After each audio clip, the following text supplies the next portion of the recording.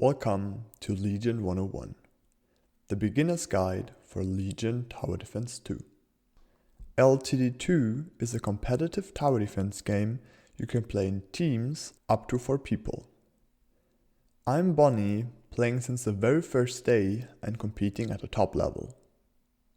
With this 101 series, I will help you with the first steps into the game, give you important information you can use to get better a lot faster, and share some knowledge I've gained over the last 3 years and 3,000 hours of gameplay. There are 2 major resources in Legion. With gold, you can buy fighters from your selected fighter set to defend your lane, and with that, your king. It is also possible to upgrade already positioned ones up to 2 times and specialize them in some cases. The third option is to buy workers for 50 gold each to gain more of the other resource called Mythium. Gold can be gained by clearing a wave, on a regular base via income, or as bounty for leaking your opponents or damaging their king. As we already know, is Mythium gained by workers, which is the only consistent way to mine it. Each of your workers will give you 1 Mythium per 10 seconds, so do your maths and you will know how much you can make. Mythium can be used to upgrade your king's auto attack damage, the spell damage, or its healing. All this can be made with clicking on this purple button on the left side. The orange button will reveal a list of extra creatures called mercenaries. After hiring them, they will attack your opponent together with the next wave.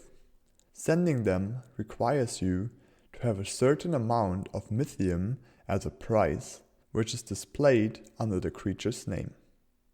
Both king upgrades and mercenaries will reward you with increasing the income that will be paid every round at the start of the building phase. All important information about those resources are displayed in this box at the bottom right of your screen. As a conclusion, you can say investing money in workers will get rewarded with pressure and income. This is the economy cycle in Legion that you want to maximize and balance out to your advantage. More about doing so in another video. Starting a game, you will always have a set of 6 fighters. When playing Classic, you can choose between all the pre-selected races called Legions, Mastermind, or 2 fun modes, Hybrid and Chaos. As soon as Ranked is your option of choice, Mastermind is the only available set. Out of a roll of 10, you can then decide which 6 fighters you want to have in your team. If you want to learn how to pick your role in the best way, go check out my guide linked in the description. The unit or units you build at the very first wave are called opener. Always try to have a strong opener and follow-up units to guarantee yourself a good start into the game. Your opener is strong when it allows to push good workers, for example 4 workers on wave 3 or 6 workers on wave 5, and hold medium sense like a brute 3. For starting, I'd really recommend to play a little safer and try to test out the borders of your units step by step.